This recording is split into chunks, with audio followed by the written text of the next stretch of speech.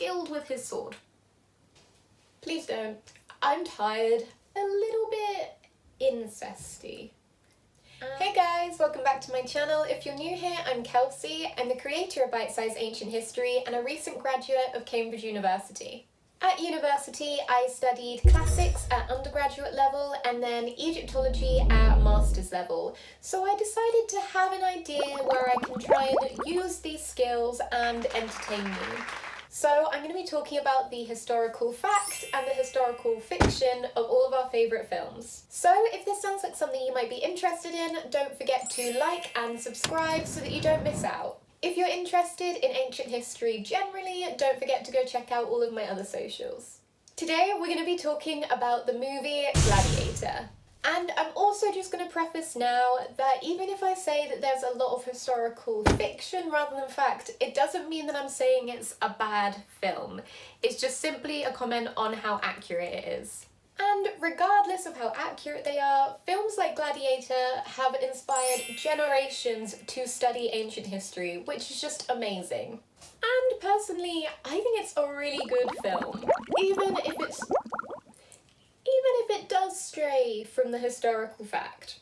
Today, I thought I might also try something new by, instead of giving you a plot summary at the beginning, I'm just gonna kind of talk my way through the film chronologically, so you'll understand the plot even if you haven't seen it as I tell you about the historical fact. If it doesn't make sense, it will as I go along. So without further ado, let's get into it. Our main character, played by Russell Crowe, is a general called Maximus Decimus Meridius. A lot of us's. Very, very common. At the beginning of the movie, we see this character leading his soldiers to victory against the Germanic tribes. There's a lot of giant catapults, there's a lot of arrows, a lot of fighting, a lot of gore, lots of head chopping off, but they are eventually successful. So, is this a real person? The answer is kind of yes, kind of no. There's nobody that goes by this name at this time that we can point out to be a key figure that's similar to the one we see in the film. However, there is a general at this time called Marcus Nonius Macrinus. Like the character in the film Gladiator, he also serves under the Emperor Marcus Aurelius, so that's pretty similar. And he is a general who fights against Germanic tribes at this time, so kind of. But aside from this, it's a little bit questionable when we see modern articles comparing them as like the real Gladiator, because he wasn't really. As recent as 2008, we actually found his tomb, and this is when we started to really say, oh, this is the one that it was based on. But aside from being a general at this time under this emperor, there are no similarities. As I said, the real Gladiator also fights against these Germanic tribes, which means that these wars against the Germanic people were real. These were called the Germanic Wars, and they lasted from around 166 CE to 180. And yes, this was under the control of the Emperor Marcus Aurelius. These wars were waged between the Roman Empire and these Germanic tribes. These were the Macromani, the Quadi, and the Sarmatians. In the film, as I said, we see him lead his soldiers to victory, and this is accurate. We do see the Romans defeat the Germanic tribes at this time. As we see this coming towards the end of Marcus Aurelius's reign, my guess would be that in the film this is the third war of three in historical fact, and this is the one that we have the least documentation on today, but we can guess that it was generally a victory because these generals received many rewards as a result. As an additional side fact, they don't really touch on it in the film, but even though these wars were a success, it generally just reveals the weakness of the northern part of the Roman Empire against these nomadic people. Finally, I've mentioned the Emperor Marcus Aurelius, and yes, this was a very real Roman emperor. He was in power from around 161 CE to 180. Those of you that have been paying attention will notice that these wars, and I mentioned this would have been the last war, was in 180 CE, the same time as Marcus Aurelius's death. So you can kind of guess what might be coming next. After this victory, we see Commodus and his sister Lucilla arrive, and these are the children of Marcus Aurelius. We're told that they're joining him on campaign because the emperor is just about to name his successor. So we're like, who's it gonna be? Is it gonna be me? Is it not? He's pretty hopeful that it's gonna be him, given the fact that he's his biological son. However, the emperor secretly chooses Maximus. Maximus at first is like, Please don't. I'm tired. I'm a general. I just want to go home to my family and to my crops. and there's a lot of beautiful imagery there, and he just wants to be a family man, he just wants to be a farmer. And the emperor's like, You owe it to your people to step up. so eventually he's like, ugh. Fine. Like, if I have to, I will be emperor. So this is a pretty mad plot point, and this may be one of the first things where you question how real it is. And unfortunately, to break your little gladiator hearts, it's not. I'll talk about how there is some inspiration, but generally, unfortunately, no. Marcus Aurelius did not choose Russell Crowe to be his heir to the Roman Empire. Sorry. But yes, Marcus Aurelius did have 2 children by the names of Commodus and Lucilla. However, he also had 3 other daughters as well that we just never meet or mention. Kind of like in Hamilton, where we just focus on Philip as the son when he actually had like 7 children or something ridiculous. But Yeah, we move. Commodus was chosen to be his heir, and there wasn't a big conspiracy about it because many years prior to his death, he'd already chosen him. Back in 166 CE, he'd already given him the name of Caesar, which is kind of like a precursor to, hopefully you're going to be the emperor. And then finally in 177, I don't know what's happening to my brain. In 177, he makes him a joint ruler to kind of teach him the ropes of the role. So there was no conspiracy when he finally died and he took over. It had been building up for many, many years. Which, I mean, nice to hear that the historical reality is a little bit kinder to Commodus, because in the film, it's a pretty douche move when he kind of lets his son think that he's going to become emperor, chooses somebody else, and then just like gaslights him into acceptance. But we'll get to that part in a second. And that second is here. Commodus becomes very, very jealous as soon as he finds out. And the guy who plays Marcus Aurelius, which is Dumbledore, by the way, I didn't realise until a couple of days ago, which is really a shame on me. But yeah, Dumbledore is a bit of a douche. Manipulates him a little bit and says, oh, it's all my fault, you're a bad son, but yes, it's my fault as a father. And it's like, well, you didn't need to call him a bad son, you didn't need to do this, you do better. And then, unsurprisingly, I mean, I personally wouldn't commit murder, but I do get the motive. Commodus smothers him to death, and because the only person he's told of his plans is Maximus, nobody knows that Maximus was meant to take over as emperor. So in the film, he is smothered to death.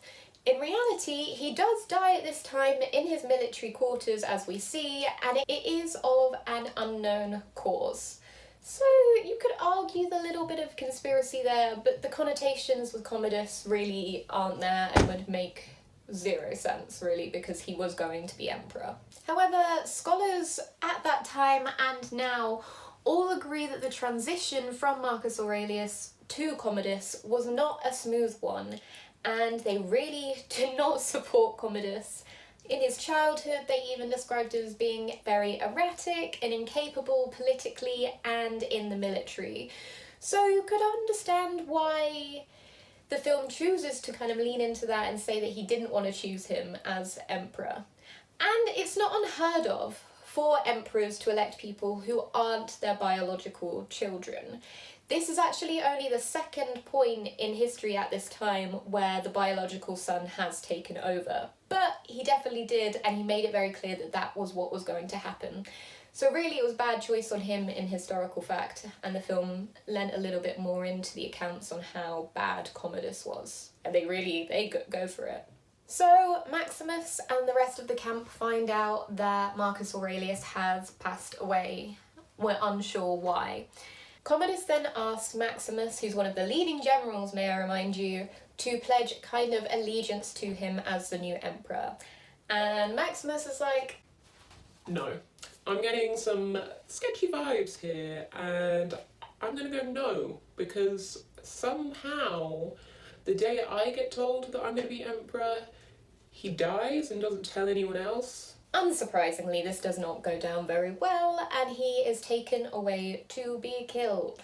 And his only request is that they protect his family. And they're like, No, I'm killing you. I'm gonna kill your family too.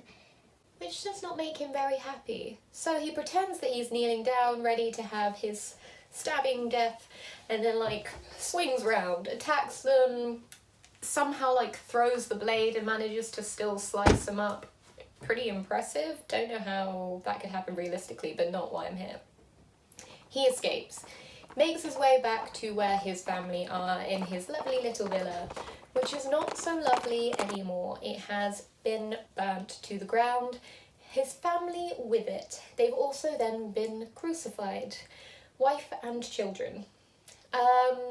Yeah, pretty grim, pretty sad. He decides that he is going to bury them, naturally, and from this exhaustion emotionally and physically, he collapses at their graves and is found then later by a slave trader who takes him in as a slave. This will be, if you have seen the film Pompeii or my review about the film Pompeii, you will notice the similarities here, and watching Gladiator back made me realise just how bad the film Pompeii was, because it's just a rip-off. They just took the narrative of Gladiator and basically put it in a different location.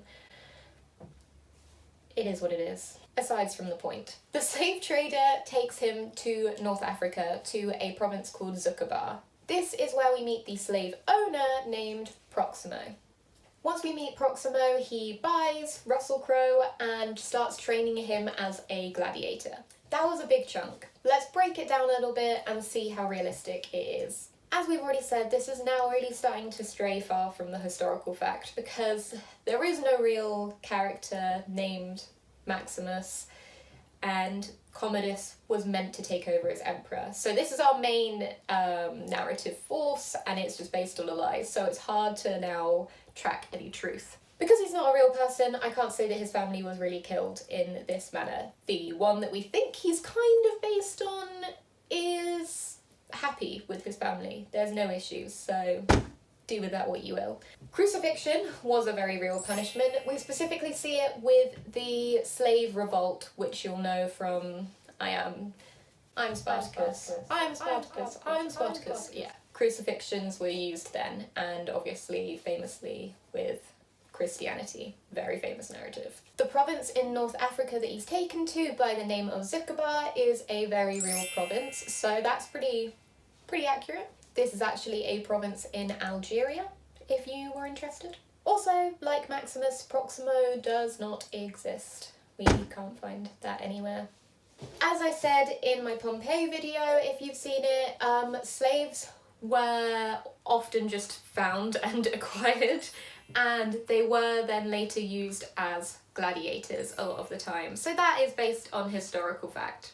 As gladiators, we see in the film that they're fighting both like animals and people, and this is historical fact.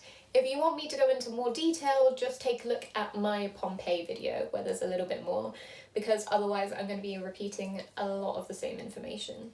So, in the film, Maximus initially refuses to fight because he's down bad, you know? He is not in the mood. He's had years of fighting and thought there was like a smidgen of hope for retirement, and now they've gone, nope, you are fighting for the rest of your life with no hope. However, Proximo notices how he keeps successfully defending himself really well and is like, I know you're not a bad fighter, because a bad fighter wouldn't be able to do that, and you just need to suck it up now. So eventually he does start fighting, and in the gladiatorial fights, he starts to gain popularity because he is skilled with his sword. He also befriends the characters Hagen and Juba. In this training process, he gets very close to them, and we also get closer to Proximo and learn that he was a gladiator himself, and he had actually won his freedom. With his newly trained and successful gladiators, we head off to Rome, to the Coliseum, to do some bigger fights because they're very popular. So, how real is this part of the narrative? Yes, a gladiator could win his freedom, so that is completely accurate. If you were very popular, you could be freed, and if you just kept winning, you could be freed. And yes, you could gain substantial popularity as a gladiator. As I said in my Pompeii video, I think the best example of this is that they were mini celebrities in themselves, with people really going crazy for it. Specifically, Roman women were very attracted to the gladiators. Naturally. However, less naturally, you could buy their sweat as perfume. Their blood was also used as a lot of medical cures, as a side note. Very bizarre, but yes, very popular. We also find a lot of graffiti with the specific names of gladiators. So they were like the celebrities that you see on the front of magazines in a Roman version. So, we then, in the film, go back to Commodus and see how he's doing. In the wake of his father's death, he has decided to plan 150 days worth of games in his honour. We also see that there's a lot of tension between him and the Senate, because games cost a lot of money and you do not have an endless amount of money. But he sees games as being the way to the people's heart. He's basically bribing them through entertainment. They also have conflict in the fact that Commodus thinks that the Senate is just an illusion, in the fact that they're just representatives of the public, but they don't really achieve anything or speak for them. Whilst the 150 days of games did not happen, there were a lot of memorial games held in honour of Marcus Aurelius. Just not quite 150. That was just a little bit of a Hollywood exaggeration. And Commodus was especially obsessed with gladiatorial fights. He put on many, he absolutely loved it, and even trained in a secret as a gladiator himself, which is a point I'm going to come back to later. And the putting on of expensive games and spectacles was a very real technique of Roman emperors. You'll probably have heard the famous quote by Juvenal, which is the idea of bread and circuses. And this is evocative of the fact that if you keep the people fed and entertained, they're going to be happy. That's all you need to do. And that's what this film really, really touches on with this idea of the 150 days of games, and the fact that he is gaining popularity through the gladiatorial games because he's keeping them entertained. This conflict between the emperor and senate is also very real. He talks about how he is the kind of figurehead while the senate speak for the people. While they don't necessarily speak for the people, he is correct in the fact that they are elected representatives rather than like the blue blood lineage. So in theory, they're meant to express the people's values and thoughts. In reality, they're just the upper class and they're going to protect themselves and create a kind of illusion, which the film really picks up on. We also see the relationship between Commodus and his sister Lucilla get a little bit incesty. And I'm actually happy to tell you on this one that that is not correct. As I mentioned earlier, a lot of scholars at the time were very happy to slander the emperor Commodus. But at no point in their slander they mention incest, and you feel like they would, like that's a card they would play. So realistically, probably not fact. So Commodus is putting on these 150 days of games, and one of them will now include our character of Maximus as he's made his way to the Coliseum. And this is a recreation of what they call the Battle of Carthage. In this recreation, the slaves and Maximus are fighting the trained kind of Roman gladiators and soldiers. However, Maximus and his lads are successful and they defeat the Roman gladiators. However, Commodus loves this because, as I said, he just loves gladiators and he's just, if the people are happy and enjoying it, he is happy and enjoying it. So he's like, you know what, I want to meet this guy because he doesn't know it's Maximus yet. He's just seen him in his armour. So he goes down to kind of congratulate him for being an amazing gladiator. And that's when he finds out.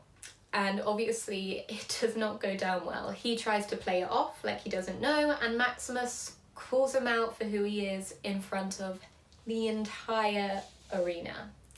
However, because he has just won and become even more popular with the people for his skill, he cannot decide to kill Maximus. So this is the idea of the thumbs up or the thumbs down. When they complete their games, they can choose if they survive or if they die. And often the emperor will go with what the public think they should do. And because they love him, they want him to survive. So even though he's angrily looking at him like, oh, I know that you know, kind of situation, he has to let him live. Firstly and most obviously, the Coliseum is real, and the way they depict it in the film, very accurate, top notch. The Battle of Carthage is also based on a very real battle. This is actually the Battle of Zama, and this was in the Second Punic War between Rome and Carthage. So that kind of makes sense why they called it the Battle of Carthage. And as they say in the film, the idea is that they're showing this again because Rome was victorious and they want to promote that. And this is accurate. However, beyond that, in the Colosseum, their depiction of the battle is questionable.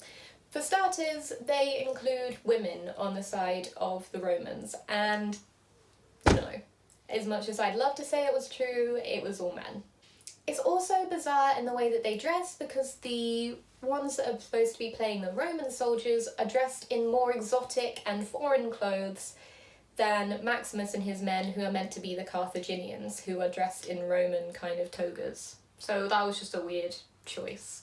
But the idea of the fact that they were doing these kind of mock fake battles that copy very real Roman battles is a thing. They would often do this in ancient Rome. Famously, some scholars at the time even have written the fact that they would flood the Colosseum and do mock sea battles. So that's pretty cool. Also, this idea of the thumbs up or the thumbs down to determine the fate of the gladiator is very real. In arenas like the Colosseum, where the emperor would be present, it would be down to him to decide. But he'd often rely on what the public opinion was, depending on how loud they were shouting and for what. Commodus now knows that Maximus is alive and in Rome fighting as a gladiator. So, instead of going against the public, which would make him very unpopular, he has to let him keep living and fighting. However, he does have control over who he will fight. So he starts to pit him against ones that have never been defeated, notably Tigris of Gaul. However, he underestimates just how good Maximus is at fighting, and he defeats Tigris of Gaul. Defeated, again, people get to decide if Tigris of Gaul lives or dies, and the emperor decides death. However, Maximus says, I'm not killing him. And somehow the people absolutely love it. Even though they just wanted him dead, they're now like, to be fair, I respect the fact that he's being like, saving his life. And he becomes ever more popular, and the emperor does not. Because he's basically just undermined him. Leaving victorious from this battle, Maximus sees his old servant that goes by the name of Cicero. And Cicero tells him that his soldiers are still happy to support him and they're there for him, and they're hiding away in the port of Ostia. Lucilla starts to grow even more fearful of her brother as he gets more incesty, which weird, and the fact that he's becoming more angry as an emperor because he's not as popular as he would like and people are supporting Maximus. So she plots with Maximus and a senator that goes by the name of Gracchus. In the movie, Commodus learns of his sister's betrayal and starts to use her son as a way of threatening her. As she's threatened, she reveals the plot, unfortunately, and they then invade the gladiatorial camp so that they can take down Maximus. In this invasion, unfortunately, Hagen and Proximo are killed. All the others are imprisoned, while Maximus manages to escape as far as the kind of city walls before they use Cicero as bait to catch him and then kill him right in front of him. This is obviously going off this fictional narrative again with Maximus, but there is some reality. Lucilla did actually plot against Commodus. Not to replace him with Maximus, but to replace him with her own husband. However, it failed, as the man that they got to kill him reveals the fact that he's going to kill him before he manages to do it. So he manages to call in his guards and it fails. They're killed, bar Lucilla, who is banished. So there's a little bit of reality behind that. Finally, as Maximus is caught again, they continue to make him fight as a gladiator. And if you remember, I mentioned the fact that Commodus secretly trained in reality as a gladiator. And here we see Commodus fighting Maximus. In the movie, he secretly stabs him in the ribs before the fight can even start to basically just seal his fate. Either way, Maximus is going to die now. They fight, however, and Maximus wins and kills the Emperor Commodus. However, he himself is bleeding to death internally and also dies. Really sad. Kind of bittersweet, because he also then gets to join his family, which is a really nice, wholesome narrative. Definitely cried a few times. So in reality, I'm very excited to tell you that Commodus actually did fight after this secret training. He became a real gladiator and did occasional fights, with mixed success. However, the biggest historical fiction here is obviously he was not killed. He was fine as an emperor. He was not killed as a gladiator in battle. Sorry. Well, I say he was fine. He was still killed by somebody, but not in the Coliseum. One of his advisors secretly got a trained wrestler to strangle him to death. So, I mean, at least both of them were pretty evil and got a good end for us. And I think that is all we're going to have time for today. So thank you for watching. Don't forget to like and subscribe, and I'll see you next week. Bye!